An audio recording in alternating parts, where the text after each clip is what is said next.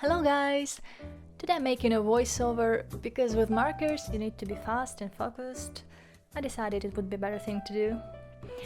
So, last Saturday I went to see the new Aladdin. I didn't have high hopes to be honest, but I was absolutely in love with what I saw.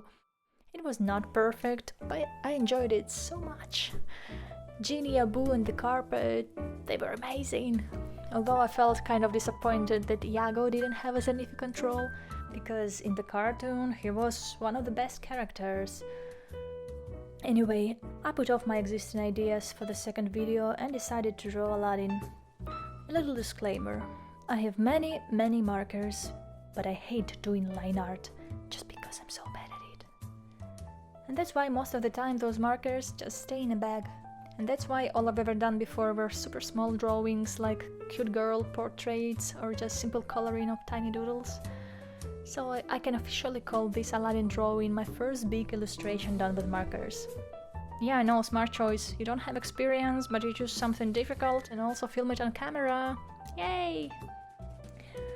That being said, I was really worried about this piece, so I made a clean line art in Procreate and transferred it on marker paper.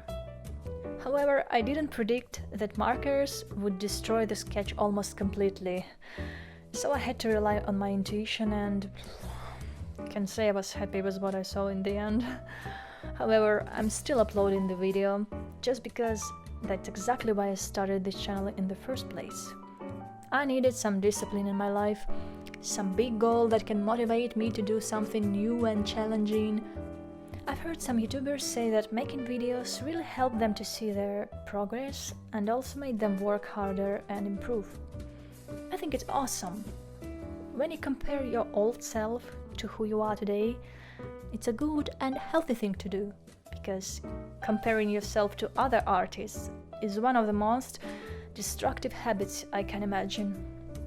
I made this mistake enormous amount of times, and it only made me feel sad and miserable.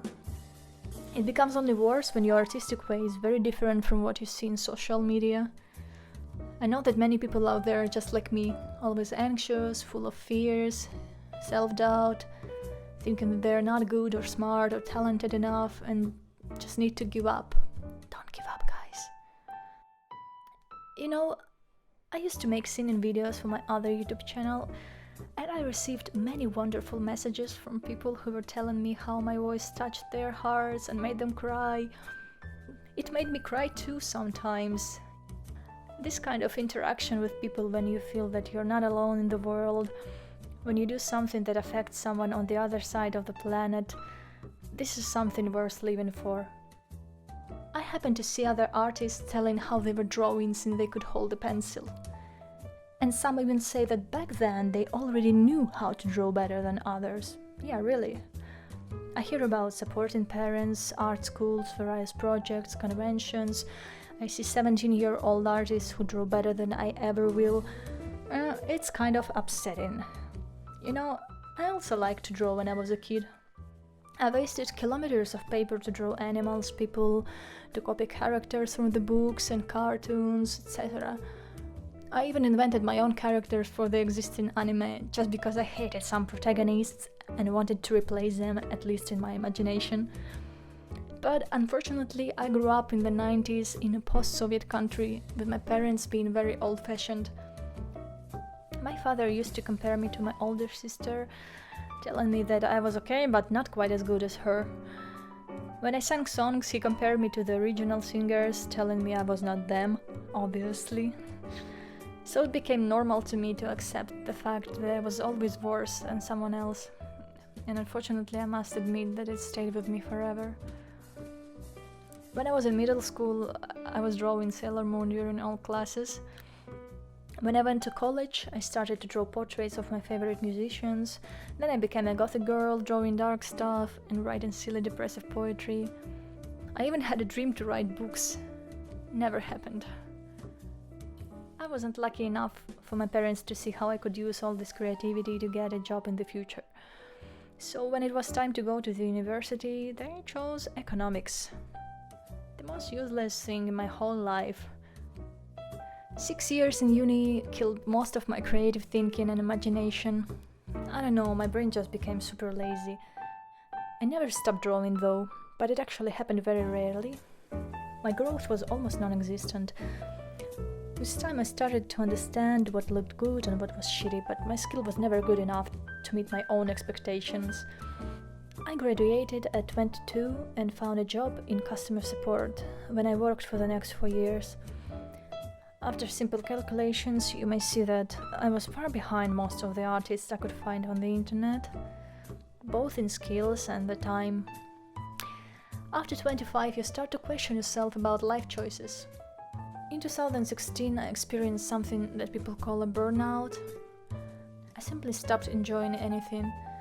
I hated my work, my life. I looked terrible, my face was green. I was always exhausted. And I always felt this immense emptiness inside me. It's a terrible feeling. You feel like you gave all that you had inside, and there is just nothing left. You're empty. I knew that it couldn't continue like this, so I quit.